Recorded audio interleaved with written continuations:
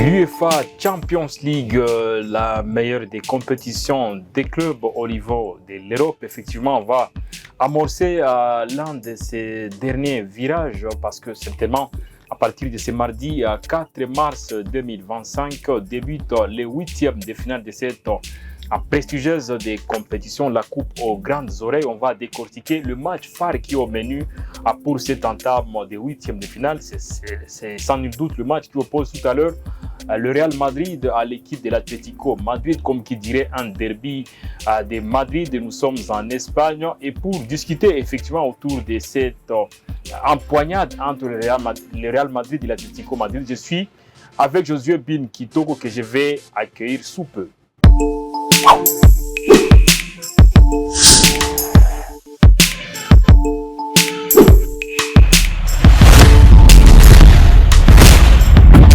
Josué Bin Kitoko, analyste sportif, on est avec vous pour débattre autour de ces matchs hyper importants pour les deux clubs phares de Madrid. Nous sommes en Espagne.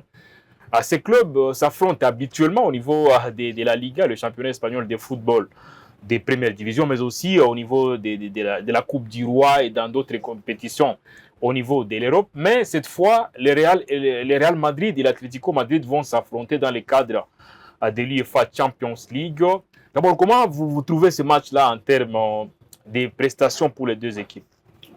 Bon, je pense d'abord que la première des choses, c'est que c'est deux clubs qui se connaissent depuis beaucoup de temps. C'est une confrontation habituelle, que ce soit en Liga, mais aussi il y a quelques années en Ligue des Champions. Et je peux dire que c'est deux styles de jeu je peux dire tactiquement opposés. Parce que d'un côté, il y a une équipe de l'Atlético Madrid qui a toujours reposé son jeu sur un style plutôt défensif. Et de l'autre côté, vous avez le Real Madrid qui a, ce qu'on peut dire aujourd'hui, une armada offensive qu'il ne faut pas vraiment négliger. Donc, d'un côté, il y a un club pratiquement qui n'encaisse pas trop, l'Atlético Madrid, bien que si on peut se dire qu'il y a eu certaines recrues à vocation offensive comme Julián Alvarez ou encore Alexander Sørloth. Je pense que ça va vraiment être un match un peu plus palpitant, même si statistiquement parlant, on peut dire que les Real part toujours favori dans cette confrontation-là, surtout s'il s'agit de confrontation à élimination directe. Il faut rappeler que ces deux équipes se sont déjà rencontrées 6 fois dans le cadre de l'UEFA Champions League. Et pour la dernière confrontation, c'était lors de l'édition 2016-2017 avec la victoire du Real Madrid en demi-finale à 4-2 en score cumulé. Donc ça veut dire quand même que ces deux équipes se connaissent parfaitement bien dans cette compétition. Et le Real Madrid qui effectivement est aussi censé défendre son titre. Mais s'il faut déjà revenir sur les contextes de ces matchs-là, l'Atlético Madrid se qualifie à l'étape des huitièmes de finale sans beaucoup de problèmes.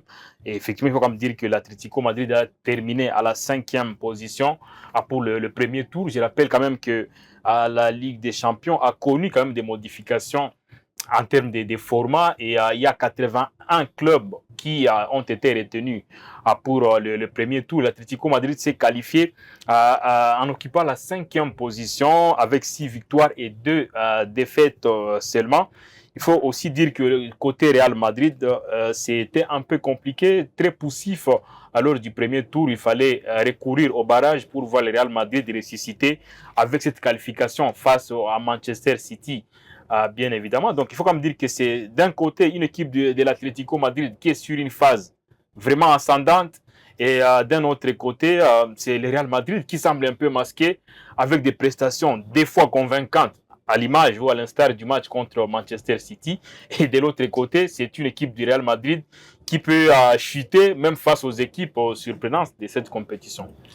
Oui, Richard, ce que je peux dire dans ce sens, c'est que au début de saison, le Real a eu un style de jeu plutôt mitigé, ce qui a fait que la plupart des rencontres, je peux le dire même depuis le début de la saison, la plupart des grandes rencontres, le Real Madrid a eu des sérieux problèmes, que ce soit en Liga ou comme en Ligue des Champions. On peut sûrement citer quelques matchs, par exemple des matchs contre l'Espagnol Barcelone, que ce soit les matchs contre la Real Sociedad récemment. Vous voyez que le Real, c'est une équipe qui, défensivement, cette saison a eu des sérieux soucis, avec aussi beaucoup de blessures Et vous allez voir que d'un côté, il y a cette envie-là de Carlo Ancelotti d'éprouver et d'essayer de faire jouer ce qu'on appelle aujourd'hui les quatre fantastiques. Et ce n'est pas du tout facile. Vous voyez qu'il y a un style de jeu qui est un peu forcé, à la limite, et qui ne favorise pas vraiment le style de jeu que l'on connaît du Real Madrid. Bien que dans cette compétition, on sait toujours que le Real Madrid va faire quelque chose, une certaine magie. Et on est habitué à ça. De l'autre côté, je peux dire que l'Atlético Madrid n'a pas perdu de match depuis le 18 janvier. La dernière défaite qui en date de ces clubs-là, c'est contre les Ganes, si j'ai bonne mémoire. Contre les Levantais, pardon. Non, plutôt les Ganes, si j'ai bonne mémoire. Wow. Et vous remarquerez que c'est une équipe qui est en train de vouloir prouver quelque chose. C'est une équipe qui, malgré son caractère un peu défensif, a tendance veut laisser quelque chose, veut laisser un héritage. On peut dire que ça fait déjà 10 saisons, plus de 10 saisons que Cholo est entraîneur de cette équipe. Et on sent que cette année, il veut laisser quelque chose. Il veut laisser un héritage. Et ça se sent quand les joueurs montent sur le terrain. J'ai vu, à l'instar de leur dernière rencontre contre l'Atlético Bilbao, ils sont menés presque tous les matchs. Ils sont gênés durant tous les matchs, mais ils réussissent quand même à faire quelque chose. Et ça, je sais que ça n'arrive pas très souvent lorsque l'on voit cette équipe de l'Atlético Madrid. Mais cette année, il y a une certaine différence et on sent qu'ils ont envie d'aller au plus loin, même si contre le Real Madrid, qui est très habitué à cette compétition, qui est le cadeau de cette compétition, ça ne va pas vraiment être facile. Et on attend voir ce que les surprises qui vont en découdre dans ce match-là. Il faut revenir un tout petit peu sur les positionnements de ces deux équipes au niveau de la Liga, le championnat espagnol de football de première division.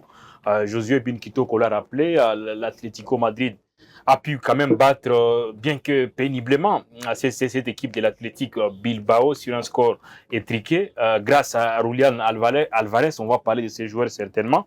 Mais de l'autre côté, pour le match de samedi, c'est le Real Madrid qui a chuté face à Betis Séville, 1 contre 2.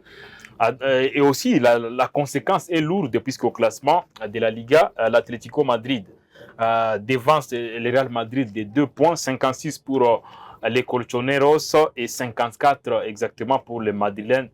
Donc ça veut dire quand même qu'on sent que ces deux équipes, elles se suivent au coude à coude, mais ce qui est sûr est que l'Atlético Madrid, contrairement aux fois anciennes, c'est une équipe qui veut aller très loin dans cette compétition et qui sait comment quand même faire face à cette équipe du Real Madrid. Je rappelle que si le Real Madrid compte 15 trophées à son actif exactement, l'Atlético Madrid n'a jamais remporté à l'UEFA Champions League. Et c'est peut-être l'une des raisons pour lesquelles les staffs dirigeants de l'Atlético a pu garder quand même pour très longtemps Diego Simeone et El Cholo. Est-ce que vous ne pensez pas quand même que dans la balance, il y a matière à réflexion, il y a lieu quand même de dire que cette équipe de l'Atlético pour cette saison a beaucoup plus d'arguments que le Real Madrid? Bon, je dirais que oui et non. Oui, parce que au regard des derniers mois qui se sont écoulés, on a vu quand même l'Atlético Madrid être leader du championnat en Liga. Bien qu'on a toujours su que l'Atlético a toujours été derrière les Real et les Barça en Liga. Et on sent qu'il y a quand même ce dynamisme-là qui est en train de se créer. On sent cette envie-là, cette hargne-là. Mais on ne sait pas jusqu'où ça va aller, jusque-là. Mais on sent qu'il y a une équipe qui essaie un peu de se redynamiser, surtout dans son format de jeu. On sait qu'habituellement, il y a le Cadenaccio du côté de l'Atlético Madrid. Mais actuellement, on sent qu'il y a cette envie dans les 70e minutes. Il y a cette envie-là de vouloir créer quelque chose, de créer une sensation. Et ça fonctionne jusque-là. Ça fonctionne jusque-là pour eux. Et depuis le début de la saison, comme je l'ai dit, le Real Madrid a des soucis, surtout au niveau défensif. Et il y a des erreurs qui sont en train de se répéter depuis le début de la saison. Entre autres, lorsqu'on essaie de faire jouer Tchouaméni en défense, il y a certaines permutations de la défense entre Tchouaméni qui veut aller à l'avant, ou il y a Rudiger qui change de position. Et il y a les tactiques qui essaient d'échanger. Lorsqu'il y a des joueurs qu'il faut enlever, il faut remettre. Et il y a toujours cet tohu-bohu là du côté du Real Madrid depuis le début de la saison qui fait en sorte que il n'y a pas cette cohésion-là qu'on attend du Real Madrid. Il n'y a pas cette cohésion-là qui fait à ce que chaque équipe devait avoir peur du Real Madrid.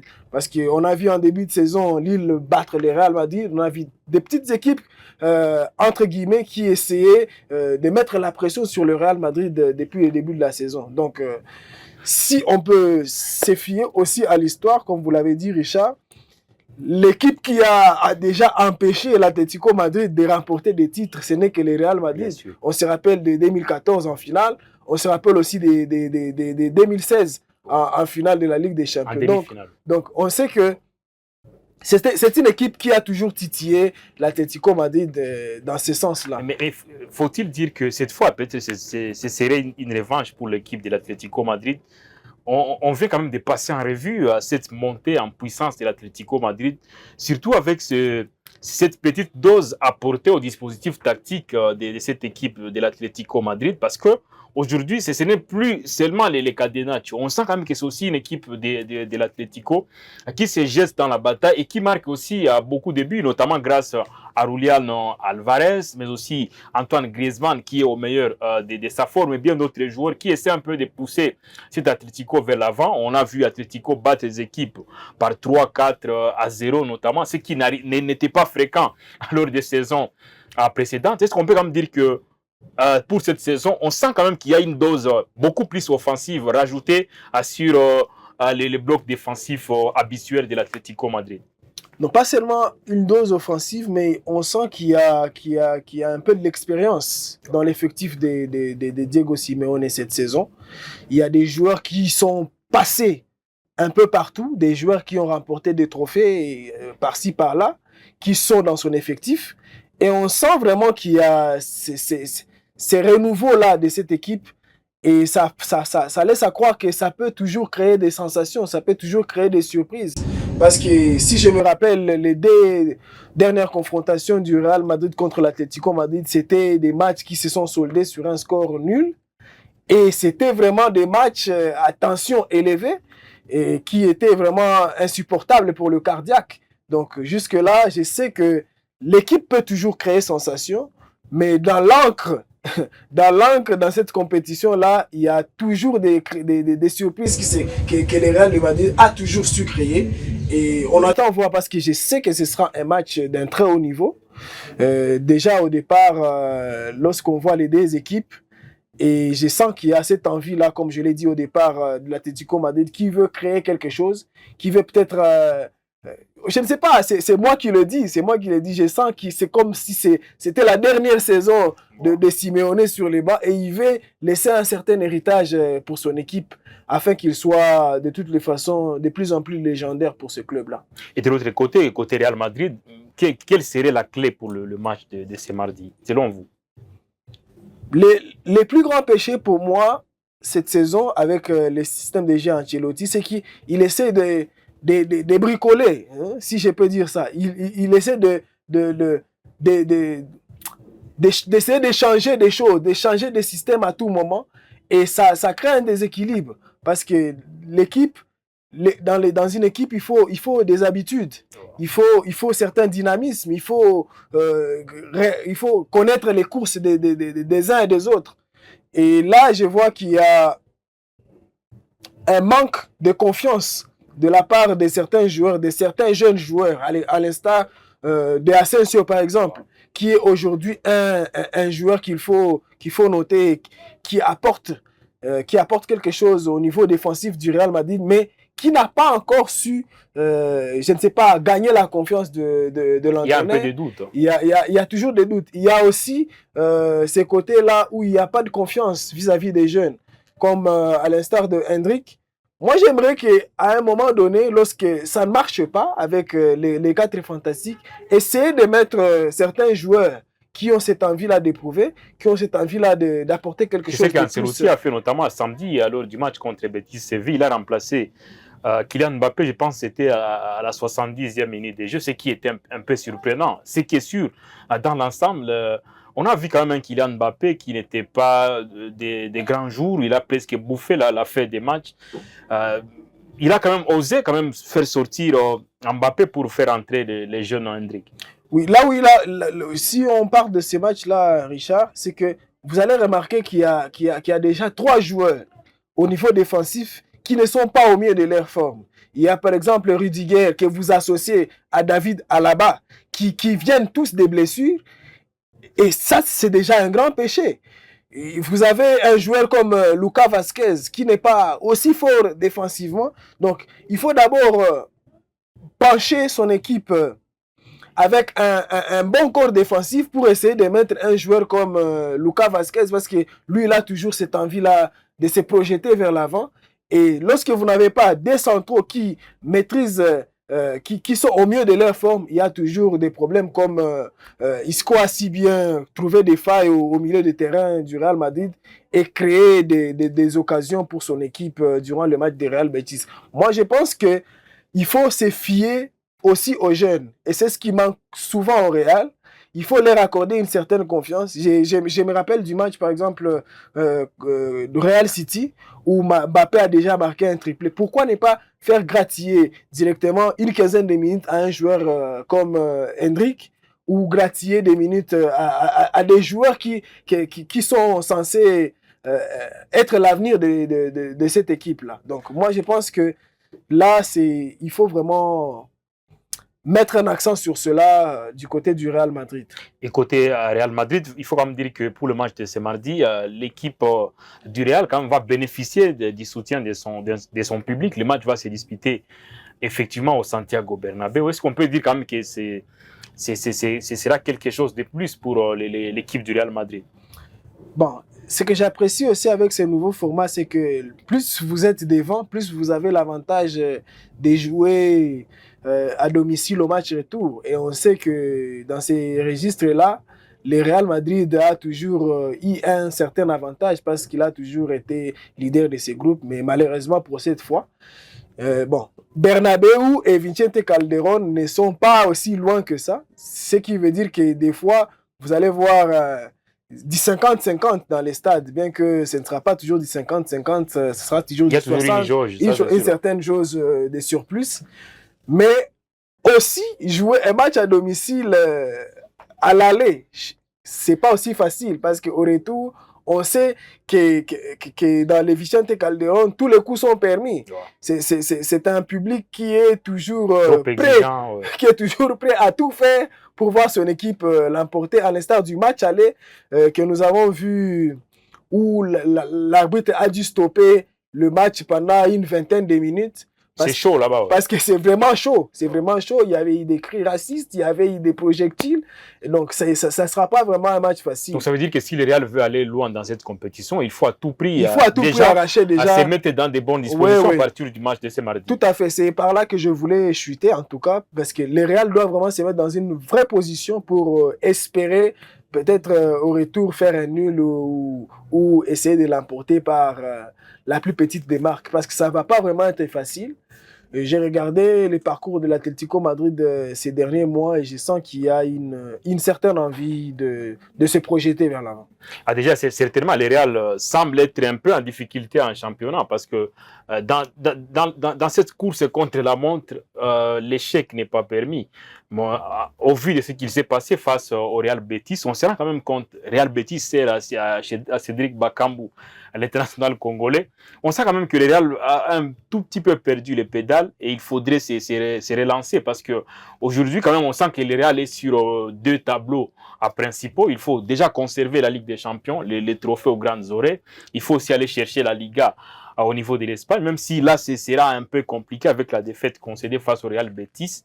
Est-ce qu'on peut quand même dire que cette équipe boitillante du Real Madrid n'a que pour seule ressource c'est cette connaissance de la Ligue des Champions? Parce que beaucoup sont ceux qui pensent que la Ligue des Champions, c'est une affaire du Real Madrid.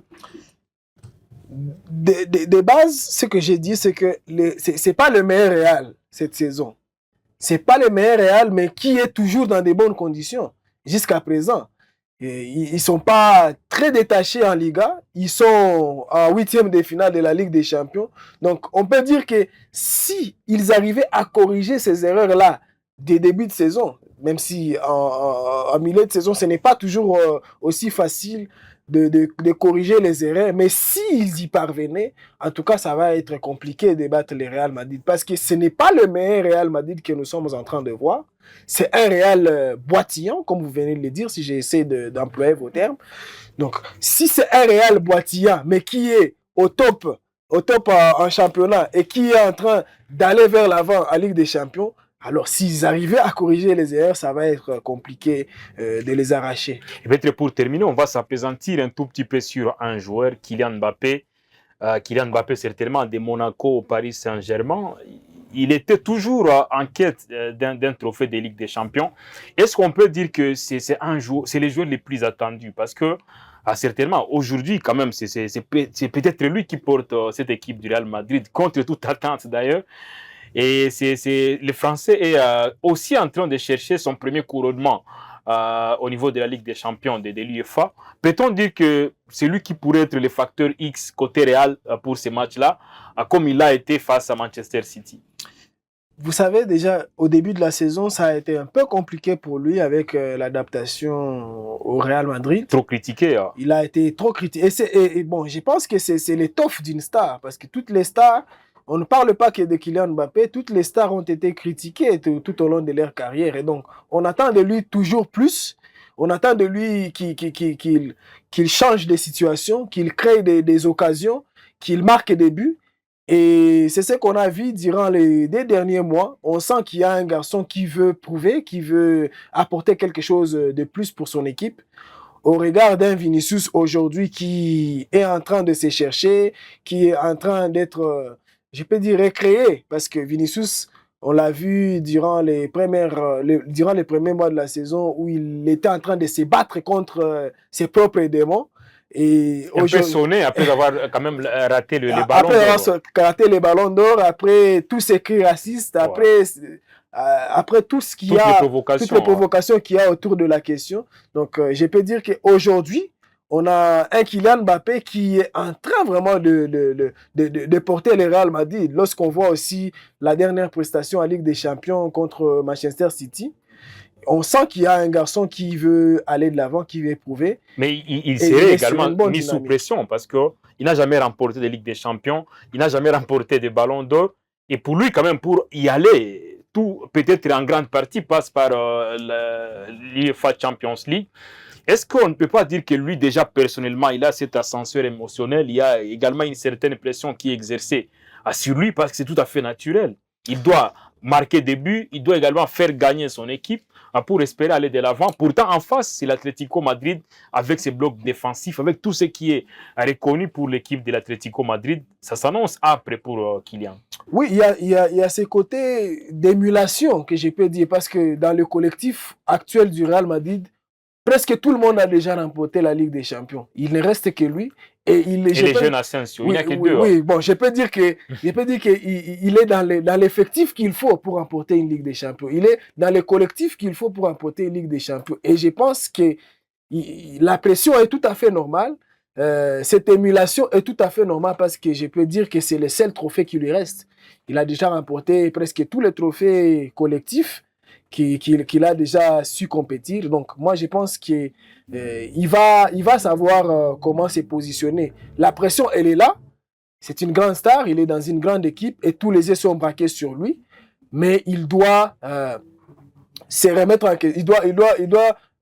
Il doit comprendre que c'est une compétition que le Real Madrid est habitué à remporter et qu'il doit juste trouver les bons moments pour décrocher, pour apporter quelque chose à cette équipe, déjà qu'il a déjà commencé à le faire depuis les derniers mois. Mesdames et messieurs, nous sommes à la fin de cette émission WAB Sport sur WAB Info TV qui a connu quand même la participation de Josué Bin Kitoko. On est longuement revenu sur ces matchs qui débutent tout à l'heure, qui opposent le Real Madrid à l'Atlético Madrid. Ces matchs très décisifs et très déterminants pour surtout le Real Madrid qui est dans l'obligation d'accueillir en premier, sachant que le match retour va se disputer quand même quelques jours plus tard chez l'Atlético Madrid dans un stade qui s'annonce très bouillonnant. Et Josué Kitoko a donné son ressenti et son point de vue par rapport à l'explication dont il est question. Merci beaucoup Josué d'avoir participé dans cette émission et c'est toujours un plaisir de vous avoir pour des analyses qui sont enrichissantes. Merci Richard et merci à tous les gens qui nous ont suivis. On se retrouve la fois prochaine pour décortiquer d'autres faits d'actualité des sports à Siroab Info Télévision. À très bientôt. Salut.